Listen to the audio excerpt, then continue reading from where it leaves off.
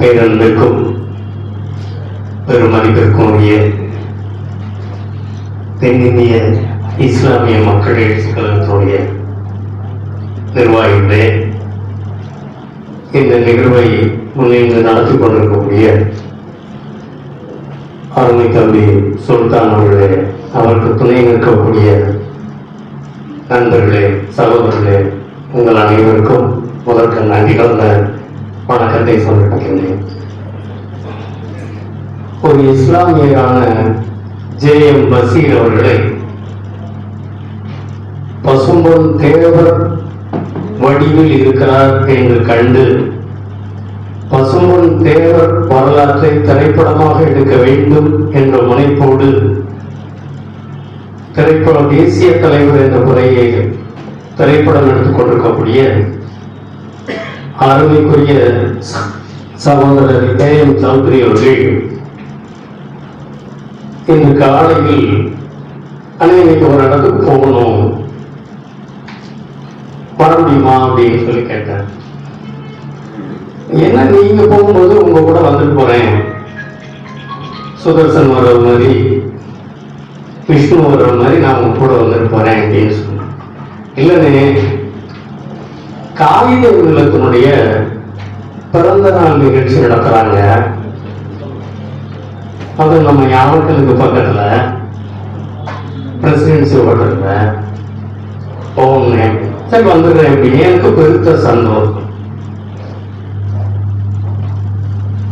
இங்க எல்லாரும் பேசுனது தம்பியை பாராட்டி பேசினாங்க. அவருடைய நடவடிக்கைகள் இன்னும் சிறப்பாக அமைய வேண்டும் என்பதில் அக்கறை எடுத்துக்கொண்டவர்கள் அத்தனை பேரும் உள்ளன்போடு அவரை வாழ்த்தினார்கள். என்னை பொறுத்தவரை கண்ணியமிக்க காகித மில்லத் என்றது ஒரு பட்டம், வழிகாட்டி. அவருடைய இயற்பெயர் முகமது இஸ்மாயில் சாஹிப். அவர் பிறந்தது திருநெல்வேலி பேட்டையில, அவர் வாழ்ந்தது சென்னை குரம்பேட்டையில. அவர் இயக்க அலுவலகம் அமைந்தது சென்னை மண்ணடியில. ஆனா அவர் தேர்தலில் போட்டியிட்டது கேரளாவில். இப்ப தலைவர்கள் வேற வேற இடங்கள்ல வந்து அதிகாரத்துக்கு வரணும் அல்லது அந்த தொகுதியில வெற்றி பெற முடியுமோ முடியாதோன்னு நினைச்சு ஒரு மாற்று ஏற்பாடுல வரணும்லாம் வந்திருக்கலாம். ஆனா அப்படி இல்லாம தொகுதிக்கு போய் எனக்கு என்னுடைய சின்னத்துல வாக்களிங்க அப்படின்னு சொல்லாம வெற்றி பெற்றவர்கள் என்றால் பசும்பொன் தேவரும் காகித இல்லத்தவர்களும் தான். அப்படி ஒரு மகத்தான மனிதர். எங்களை பொறுத்தவரை இன்னைக்கு எல்லா சமூகத்தை சேர்ந்தவங்களும் இருப்பாங்க. தேவமாருக்கும் முஸ்லிம்களுக்கும் ஒரு ரத்த சம்பந்தமான உறவு உண்டு. மற்ற சமூகங்கள் வேற. நாங்க சின்ன குழந்தையா இருந்தாலும் அம்மத்தான்னு கூப்பிடுவோம். அம்மாவை பெற்ற தாய் அம்மத்தான்னு கூப்பிடுவோம். பெரியவங்கள சியா அப்படின்னு கூப்பிடுவோம்.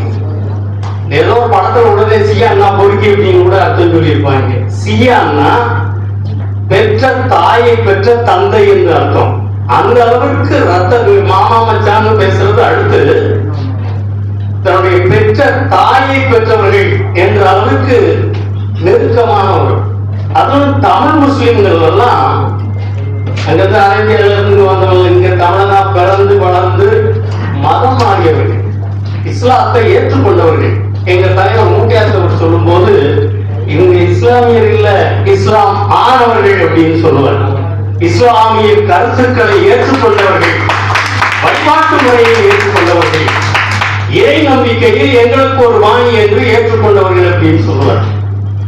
இந்த இஸ்மாயில் சாஹிப் ஏழை மக்களை, இந்த மட்டுத்தனமான சமூகத்தை படிக்க வைக்கணும்னு ஆசைப்பட்டார்.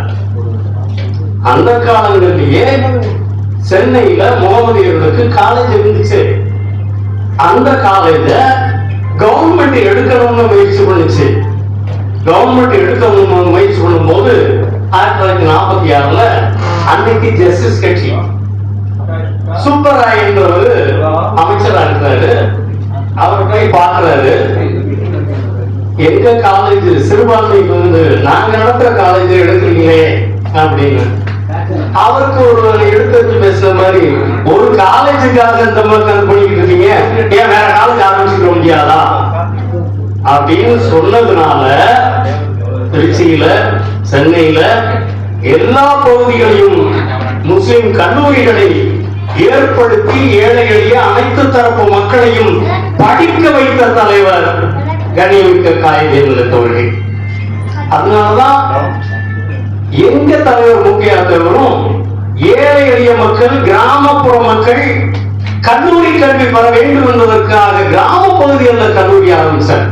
உசிலம்பட்டியில, கமுதியில, மேலூரில் 1967 அந்த காங்கிரஸ் ஆட்சியை மாற்றி ஒரு ஒரு கூட்டணி ஆட்சியை ஏற்படுத்த வேண்டும் என்பதற்காக ஒரு புது பார்முலாவை உருவாக்குனாங்க. 7 கட்சி கூட்டணி. அதில் முஸ்லிம் லீக், சுதந்திரா, ஃபார்வர்ட் பிளாக், சிபிஎம், பிரஜா சோசியலிஸ்ட் கட்சி, மாப்போசியினுடைய தமிழரசு கழகம், இப்படியெல்லாம் கட்சிகள் இருந்தது. அதுல முழு முயற்சியாக எடுத்து இந்த கூட்டணியை ஏற்படுத்தி அதில் முன்முனைப்பாக இருந்த முதலாளித்துவ கட்சியான சுதந்திராவையும் தொழிலாளர் கட்சியான மார்க்சிஸ்ட் கம்யூனிஸ்டையும் ஓரணியில் திரட்டுவதற்கு தலைவர் முக்கையா தேவர் அவர்களுக்கு துணை நின்றவர் கண்ணியமிக்க காயிதே மில்லத். இது மட்டும் அல்ல, காயிதே மில்லத் நேதாஜியோட இவர் பிறந்தது 1896, நேதாஜி பிறந்தது 1897 ஜனவரி 23. ஒரு 6 மாசம் வித்தியாசம் தான். நேதாஜி காந்தியை விட்டுட்டு வெளியே வந்து ஃபார்வர்ட் பிளாக் ஆரம்பிச்சு 1949 செப்டம்பர் மாசம் 3ஆம் தேதி சென்னைக்கு வரும்போது கடற்கரை 5ஆம் தேதி கூட்டம் நடக்குது. அந்த கடற்கரை கூட்டத்தில் மேடையில் இருந்த தலைவர்களில் ஒருவர் கண்ணியமிக்க காயிதே மில்லத் அவர்கள். இப்படியெல்லாம் வரலாறுகள் நிறைய இருக்கு, நிறைய பேசிக்கிட்டு இருக்கான். கூட்டம் வந்து நிறைய வேலைகளை தம்பி வச்சுக்கிட்டு இருக்கிறாரு. அப்படி ஒரு சாதாரணப்பட்ட மனிதர் அல்ல. அந்த கண்ணியம் அப்படிங்கிற வார்த்தைக்கு பொருத்தமான தலைவர் முகமது இஸ்மாயில் சாஹிப் அவர். அவருடைய விழாவில் கலந்துக்கணும் அப்படிங்கிறது அந்த பெருமையை எனக்கு ஏற்படுத்தி தந்தவர் அருமைக்குரிய தம்பி ஏஎம் சௌத்ரி அவர்கள். அவருக்கு நன்றி தெரிவித்துக்கிறேன். நான் வந்து கொஞ்சம் வரலாற்று ஆசிரியர் அப்படிங்கிறத விட நான் ஃபார்வர்ட் பிளாக்கினுடைய அடிப்படை தொண்டர். அதன் கட்சியை புரிஞ்ச இருக்கிறவங்க ஃபார்வர்ட் பிளாக்கை பற்றி என்ன என்னன்னே தெரியாது, ஃபார்வர்ட் பிளாக்கில் வரலாறு என்னன்னு தெரியாது.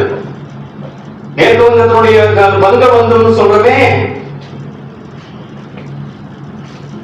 அவரெல்லாம் ஃபார்வர்ட் பிளாக். டாக்கா மாவட்டத்தினுடைய ஷேக் முஜிபுர் ரஹ்மான் ஃபார்வர்ட் பிளாக்கர். இந்தியாவை விட்டு நேதாஜி தன்னந்தனி மனிதனாக நாடு கடந்து செல்லும் போது அவரோடு துணை நின்றவர் நாதர் ஷா என்பவர் எல்லைப்புற மாகாணத்தினுடைய தலைவராக இருந்தவர். எல்லை காந்தின்னு சொல்றோமே கான் கவார் கான், அவெல்லாம் ஃபார்வர்ட் பிளாக்ல இருந்தவங்க. இன்னும் அந்த விமான விபத்து நடந்ததாக சொல்லப்படக்கூடிய நிலையில கடைசி வரைக்கும் நேதாஜியோட கூட இருந்தவர் ஹபீபுர் ரஹ்மான் முஸ்லீம்.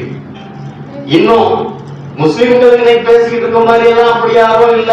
ஏதோ 4 பேர் அரசியல் எழுதியும் சொல்லிக்கிட்டு இருக்கிறான். 1757 முதல் சுதந்திர போர்னு சொல்றாங்களே, அந்த முதல் சுதந்திர போரில் அனைத்து இந்து ராஜாக்களும் சேர்ந்து இந்தியாவுடைய மன்னன் என்று ஏற்றுக்கொண்டது 2ஆம் பகதூர் ஷா என்ற முஸ்லிம் அரசு. அந்த 2ஆம் பகதூர் ஷா நாடு கடத்தப்பட்டார். மாண்டலே ஜெயில வச்சிருந்தாங்க. அங்கேயே அவர் இறந்துட்டார். அவருடைய நினைவிடம் இருக்கு. 1943 அக்டோபர் 21 நேதாஜி ஆசாத் ஹிந்த் சர்க்கார் என்ற பெயரில் ஒரு அரசாங்கத்தை அமைத்து இந்திய தேசிய ராணுவத்தை அமைத்து பிரிட்டிஷ் ஏகாதிபத்தியத்தை எதிர்த்து போராட முனைந்த போது அவருடைய முதல் வணக்கம் ராணுவ அணிவகுப்பு நடந்ததுன்னா அது பகதூர் ஷாவுடைய சமாதியின் முன்னால். ஒற்றுமைப்படணும். வழிபாட்டு சுதந்திரத்தை வழங்கிய கட்சி ஃபார்வர்ட் டெவலப்மென்ட் கட்சி இல்ல.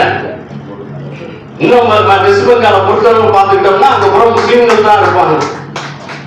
இந்த ஃபார்வர்ட் தாற்பயத்தை எல்லாம் மறந்துட்டு கொள்கை இந்தியாவை உண்டாக்குவது கூடாது என்பதில் அழுத்தமாக இருந்தவர்கள். முஸ்லிம் பாகிஸ்தானுடைய தந்தையாக போற்றக்கூடிய முகமது அலி ஜின்னா காந்தியுடன் பேசுவதை தவிர்த்தார். இந்தியாவில் காங்கிரஸில் யாரோடு நான் பேச்சுவார்த்தை நடத்தக்கூடியது என்றால் அது சுபாஷ் சந்திர போஸோடு மட்டும்தான் என்று அழுத்தமாக சொல்கிறார். அந்த நேதாஜியும் முகமது அலி ஜின்னாவும் 2 பேரும் இணைஞ்சிருந்திருந்தாங்கன்னா நாடு பிரிஞ்சிருக்காது, இந்த மாதிரி சண்டைகளும் வந்திருக்காது. அரசியல் ஆதாயத்துக்காக தன்னுடைய பிழைப்புவாதத்திற்காக இந்த மக்களை கொண்டாடி கொண்டிருக்கிறார்கள். அதையெல்லாம் முறியடித்து போனோம். தமிழோட ராஜ்குமார் பேசும்போது கச்சத்தீவுன்னு சொன்னாங்க. கச்சத்தீவு 1974 வந்தது. கண்ணியமிக்க காய்கறி நிலத்தவர்கள் 1972 மறைஞ்சு விட்டாங்க. மறந்துட்டாங்க. இன்னைக்கும் இந்த பகுதியில் இருக்கக்கூடிய கோரிப்பாளையத்துல தர்கா இருக்குன்னா அந்த தர்காவுக்கு சந்தல் சொல்லுவோமே, சந்தன திருவிழா, அதுக்கு ஒடியேற்கிறதே ஒரு அகம்பியர் வீட்டுல இருந்துதான். அவரை வரவழைச்சு மாதிரி இங்க நிறைய நம்ம ரத்த சம்பந்தமான உறவு வடநாட்டுல வேற மாதிரி இருக்கும். ஆனா தென்னாட்டுல என்னைக்கும் இந்துக்களுக்கும் முஸ்லிம்களுக்கும் ரத்த சம்பந்தமான குடும்ப பாங்கான உறவு உண்டு. அந்த நேயம் எந்த காலத்திலும் பட்டு போகாது. கண்ணியமிக்க காய்கறி நிலத்தவர்கள் இன்னும் பேச வேண்டும். அவருடைய வரலாற்றை ஏழை எளிய மக்களுக்கு, சின்னஞ்சிறுவர்களுக்கெல்லாம் சொல்லிக் கொடுக்க வேண்டும். அப்படி சொன்னால் தான் உண்மையான ஒரு வாதம் உருவாகும் என்று கூறி வாய்ப்பு